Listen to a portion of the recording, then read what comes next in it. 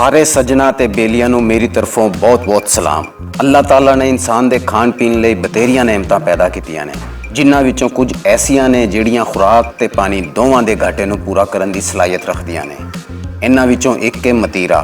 ਮਤੀਰਾ ਨਾ ਸਿਰਫ ਖਾਣ ਵਿੱਚ ਮਜ਼ੇਦਾਰ ਹੁੰਦਾ ਹੈ, ਬਲਕਿ ਇਹਦੇ ਵਿੱਚ ਮੌਜੂਦ ਅਜਜ਼ਾ ਗਜ਼ਾਈਅਤ ਨਾਲ ਭਰੇ ਹੁੰਦੇ ਨੇ। ਮਤੀਰਾ ਖਾਣ ਨਾਲ ਨਾ ਸਿਰਫ ਤਰੇ ਖਤਮ ਹੁੰਦੀ ਹੈ, ਬਲਕਿ ਭੁੱਖ ਵੀ ਮੁੱਕ ਜਾਂਦੀ ਹੈ। ਮਤੀਰਾ ਇੱਕ ਐਸਾ ਫਲ ਹੈ ਜਿਸ ਵਿੱਚ ਪਾਣੀ ਬਹੁਤ ਘਣਾ ਹੁੰਦਾ ਹੈ। ਇਹੀ ਉਹ ਵਜ੍ਹਾ ਹੈ ਕਿ ਗਰਮੀਆਂ ਵਿੱਚ ਮਤੀਰਾ ਖਾਣ ਨਾਲ ਨਾ ਸਿਰਫ ਪਿੰਡੇ ਵਿੱਚ ਪਾਣੀ ਦਾ ਘਾਟਾ ਪੂਰਾ ਹੁੰਦਾ ਹੈ, ਬਲਕਿ ਪੇਟ ਤੇ ਪਿੰਡਾ ਠਰਿਆ ਰਹਿੰਦਾ ਹੈ। ਬਹੁਤ ਸਾਰੀਆਂ ਬਿਮਾਰੀਆਂ ਵਿੱਚ ਮਤੀਰਾ ਖਾਣਾ ਬਹੁਤ ਚੰਗਾ ਹੁੰਦਾ ਹੈ। ਮਤੀਰਾ ਵਜ਼ਨ ਘਟਾਉਣ ਵਾਸਤੇ ਵੀ ਬਹੁਤ ਚੰਗਾ ਹੈ। ਮਗਰ ਤੁਹਾਨੂੰ ਇਹ ਸੁਣ ਕੇ ਬਹੁਤ ਹੈਰਤ ਹੋਵੇਗੀ ਕਿ ਕੁਝ ਬਿਮਾਰੀਆਂ ਵਿੱਚ ਮਤੀਰਾ ਬਿਲਕੁਲ ਨਹੀਂ ਖਾਣਾ ਚਾਹੀਦਾ। ਕਿਸੇ ਵੇਲੇ ਅਗਰ ਤੁਸੀਂ ਮਤੀਰਾ ਖਾਂਦੇ ਹੋ ਤੇ ਤੁਹਾਨੂੰ ਇਸ ਦਾ ਵਾਧਾ ਹੋਣ ਦੀ ਬਜਾਏ ਘਾਟਾ ਵੀ ਹੋ ਸਕਦਾ ਹੈ। ਮਤੀਰਾ ਖਾਣ ਦੇ ਵਾਧੇ ਤੇ ਕਿਹੜੇ ਲੋਕ ਇਹਦੇ ਤੋਂ ਪਰਹੇਜ਼ ਕਰਨ, ਆਓ ਜਾਣਦੇ ਹਾਂ ਮਤੀਰੇ ਦੇ ਵਾਧੇ ਤੇ ਘਾਟੇ। ਅਗਰ ਕਿਸੇ ਦੇ ਪੱਥਰੀ ਹੈ ਤੇ ਉਹ ਮਤੀਰਾ ਜ਼ਰੂਰ ਖਾਵੇ। ਜਿਹੜੇ ਲੋਕਾਂ ਦੇ ਗੁਰਦੇ ਵਿੱਚ ਪੱਥਰੀ ਹੈ ਜਾਂ ਕਿਸੇ ਵੀ ਪਾਸੇ ਪੱਥਰੀ ਹੈ, ਉਹ ਮਤੀਰਾ ਘਣਾ ਖਾਵਣ, ਕਿਉਂਕਿ ਮਤੀਰੇ ਵਿੱਚ ਪਾਣੀ ਬਹੁਤ ਘਣਾ ਹੁੰਦਾ ਹੈ ਤੇ ਇਹ ਗੁਰਦਿਆਂ ਦੀ ਸਫਾਈ ਕਰਨ ਵਿੱਚ ਮਦਦ ਕਰਦਾ ਹੈ। ਬਸ ਮਤੀਰਾ ਖਾਣਾ ਵਾਧੇ ਦਾ ਕੰਮ ਹੈ ਅਗਰ ਕਿਸੇ ਨੂੰ ਪੱਥਰੀ ਹੋਵੇ ਤੇ।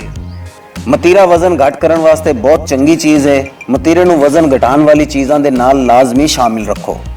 ਮਤੀਰੇ ਵਿੱਚ ਬਹੁਤ ਘੱਟ ਕੈਲੋਰੀ ਹੁੰਦੀ ਹੈ। ਇਹ ਫੇਰ ਵੀ ਪੇਟ ਨੂੰ ਬੜੀ ਦੇਰ ਤੱਕ ਭਰ ਕੇ ਰੱਖਦਾ ਹੈ। 100 ਗ੍ਰਾਮ ਮਤੀਰੇ ਵਿੱਚ ਸਿਰਫ 30 ਗ੍ਰਾਮ ਕੈਲੋਰੀ ਹੁੰਦੀ ਹੈ। ਇਹਦੇ ਵਿੱਚ ਤਕਰੀਬਨ 1 milligram sodium carbohydrate, 8 gram fibre ਤੇ 0.4 ਗ੍ਰਾਮ ਮਿੱਠਾ, 6 ਗ੍ਰਾਮ ਵਿਟਾਮਿਨ A 11% ਤੇ ਵਿਟਾਮਿਨ C 13%, ਜਦ ਕਿ ਪ੍ਰੋਟੀਨ 0.6 ਗ੍ਰਾਮ ਤੇ ਮੁਸ਼ਤਮਿਲ ਹੈ। ਮਤੀਰਾ ਮੁਦਾਫਤੀ ਕੁਵਤ ਵਧਾਉਂਦਾ ਹੈ ਤੇ ਅੱਖਾਂ ਵਾਸਤੇ ਵੀ ਚੰਗੀ ਸ਼ੈ ਹੈ। ਵਿਟਾਮਿਨ A ਤੇ C ਨਾਲ ਭਰਿਆ ਮਤੀਰਾ ਮੁਦਾਫਤੀ ਨਿਜ਼ਾਮ ਨੂੰ ਤਾਕਤਵਰ ਬਣਾਉਂਦਾ ਹੈ ਤੇ ਅੱਖਾਂ ਵਾਸਤੇ ਵੀ ਬਹੁਤ ਚੰਗਾ ਹੈ। ਮਤੀਰਾ ਖਾਣ ਨਾਲ ਨਾ ਸਿਰਫ ਪੇਟ ਤੇ ਜਿਸਮ ਠਰਿਆ ਰਹਿੰਦਾ ਹੈ, ਬਲਕਿ ਦਿਮਾਗ ਵੀ ਠੰਡਾ ਰਹਿੰਦਾ ਹੈ। ਮਤੀਰਾ ਖਾਣ ਦਾ ਅਸਰ ਠੰਡਾ ਮੰਨਿਆ ਜਾਂਦਾ ਹੈ। ਮਤੀਰਾ ਖਾਂਦੇ ਹੋਏ ਨਾ ਸਿਰਫ ਠੰਡਕ ਮਹਿਸੂਸ ਹੁੰਦੀ ਹੈ, ਬਲਕਿ ਜ਼ਹਿਨ ਵੀ ਪੁਰਸਕੂਨ ਰਹਿੰਦਾ ਹੈ। ਇਸ ਲਈ ਜਦੋਂ ਤੁਹਾਡੇ ਸਿਰ ਵਿੱਚ ਬਹੁਤ ਦਰਦ ਹੋਵੇ ਤੇ ਮਤੀਰਾ ਜ਼ਰੂਰ ਖਾਓ। ਇਸ ਨਾਲ ਤੁਹਾਨੂੰ ਸਿਰ ਦਰਦ ਵਿੱਚ ਛੇਤੀ ਆਰਾਮ ਮਿਲਦਾ ਹੈ। ਮਤੀਰੇ ਦੇ ਬੀਜ ਪੀ ਕੇ ਆਪਣੇ ਮੱਥੇ ਤੇ ਲਾਓ, ਇਸ ਨਾਲ ਵੀ ਸਿਰ ਦਰਦ ਸਹੀ ਹੁੰਦਾ ਹੈ। ਹਾਈ ਬਲੱਡ ਪ੍ਰੈਸ਼ਰ ਵਾਲੇ ਮਰੀਜ਼ਾਂ ਲਈ ਮਤੀਰਾ ਵਧੀਆ ਹੁੰਦਾ ਹੈ।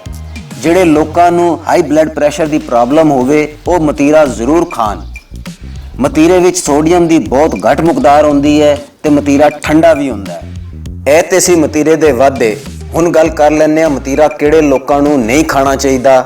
ਮਤੀਰਾ ਉਹ ਲੋਕ ਨਾ ਖਾਵਣ ਜਿਨ੍ਹਾਂ ਨੂੰ ਸਾਹ ਜਾਂ ਐਲਰਜੀ ਦਾ ਮਸਲਾ ਹੋਵੇ, ਕਿਉਂਕਿ ਇਹਦਾ ਅਸਰ ਠੰਡਾ ਹੈ।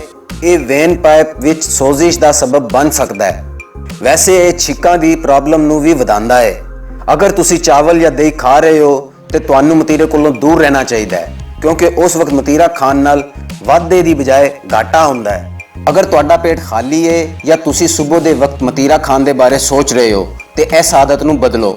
ਖਾਲੀ ਪੇਟ ਮਤੀਰਾ ਖਾਣ ਨਾਲ ਪੇਟ ਦਰਦ ਦੀ ਪ੍ਰੋਬਲਮ ਵੀ ਹੋ ਸਕਦੀ ਹੈ। ਮਤੀਰਾ ਖਾਣ ਤੋਂ ਫੌਰਨ ਬਾਅਦ ਪਾਣੀ ਕਦੇ ਵੀ ਨਾ ਪੀਓ। ਫੌਰਨ ਪਾਣੀ ਪੀਣ ਨਾਲ ਉਲਟੀਆਂ ਵੀ ਹੋ ਸਕਦੀਆਂ ਨੇ। ਅਗਰ ਮੂੰਹ ਵਿੱਚ ਮਿਠਾਸ ਬਣ ਜਾਵੇ ਤੇ ਬਸ ਪਾਣੀ ਨਾਲ ਕੁੱਲੀ ਕਰ ਲਿਆ ਕਰੋ। ਰਾਤ ਨੂੰ ਮਤੀਰਾ ਨਹੀਂ ਖਾਣਾ ਚਾਹੀਦਾ, ਕਿਉਂਕਿ ਇਸ ਨਾਲ ਬਲਗਮ ਵੱਧਦਾ ਹੈ ਤੇ ਤਕਲੀਫ ਵੱਧ ਸਕਦੀ ਹੈ। ਮਤੀਰਾ ਖਾਣਾ ਸਿਹਤ ਲਈ ਫਾਇਦੇਮੰਦ ਹੈ, ਪਰ ਤੁਸੀਂ ਆਪਣੀ ਪਰੇਸ਼ਾਨੀਆਂ ਨੂੰ ਵੇਖ ਕੇ ਮਤੀਰਾ ਖਾਣ ਦਾ ਫੈਸਲਾ ਕਰੋ, ਕਿਉਂਕਿ ਕਈ ਦਫਾ ਮਤੀਰਾ ਖਾਣਾ ਫਾਇਦੇਮੰਦ ਨਹੀਂ ਹੁੰਦਾ। ਤੇ ਦੋਸਤੋ, ਅੱਜ ਦੀ ਵੀਡੀਓ ਵਿੱਚ ਬਸ ਇੰਨਾ ਹੀ। ਅਗਰ ਤੁਹਾਨੂੰ ਵੀਡੀਓ ਚੰਗੀ ਲੱਗੀ ਹੋਵੇ ਤੇ ਪਲੀਜ਼ ਇਹਨੂੰ ਲਾਈਕ ਕਰੋ ਤੇ ਆਪਣੇ ਸੱਜਣਾ, ਬੇਲੀਆਂ ਤੇ ਮਿੱਤਰਾਂ ਨੂੰ ਸ਼ੇਅਰ ਕਰੋ। ਸ਼ੇਅਰ ਕਰਨ ਲਈ ਵੀਡੀਓ ਦੇ ਥੱਲੇ ਸ਼ੇਅਰ ਦੇ ਬਟਨ ਤੇ ਕਲਿੱਕ ਕਰਕੇ ਇਹਨੂੰ ਫੇਸਬੁੱਕ, WhatsApp ਤੇ Instagram ਤੇ ਜ਼ਰੂਰ ਸ਼ੇਅਰ ਕਰੋ। ਇਦਾਂ ਦੀਆਂ ਹੋਰ ਵੀਡੀਓਜ਼ ਵੇਖਣ ਲਈ ਸਾਡੇ ਚੈਨਲ ਨੂੰ ਸਬਸਕ੍ਰਾਈਬ ਕਰੋ।